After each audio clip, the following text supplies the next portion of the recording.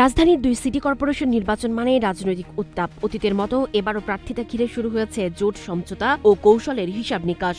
আর এই ডামাডোলের শুরুতে প্রাথমিক মেয়র প্রার্থী ঠিক করেছে জাতীয় নাগরিক পার্টি বা এনসিপি।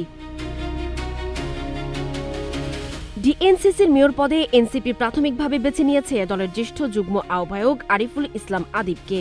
সদ্য সমাপ্ত জাতীয় সংসদ নির্বাচনে ঢাকা ১৮ আসনে ১১ দলীয় জোটের প্রার্থী ছিলেন তিনি।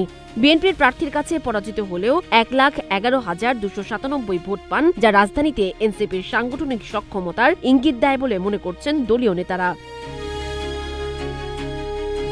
অন্যদিকে দক্ষিণ সিটির জন্য আলোচনায় এগিয়ে আছেন আসিফ মাহমুদ, সজীব ভুইয়া। ২৪ জুলাই গণঅভ্যুত্থানের সম্মুখ সারির এই নেতা পরবর্তী অন্তর্বর্তী সরকারের উপদেষ্টা ছিলেন। ফ্রেশ রাইস ব্র্যান অয়েল, সুস্থ হার্টে সুন্দর আগামী। নির্বাচন সামনে রেখে উপদেষ্টা পদ ছাড়েন এবং বর্তমানে এনসিপির মুখপাত্রের দায়িত্ব পালন করছেন। নির্বাচন পরবর্তী সময়ে এনসিপি জোট সঙ্গীদের সঙ্গে যোগাযোগ বাড়িয়েছে। দলের নেতারা সৌজন্য সাক্ষাৎও করেছেন। বাংলাদেশ খেলাফত মজলিস ও ইসলামী আন্দোলন বাংলাদেশের আমিরদের নামের পাশাপাশি ঢাকা ৮ আসনের পরাজিত প্রার্থী নাসিরউদ্দিন পাটোয়ারির নামও আলোচনায় রয়েছে।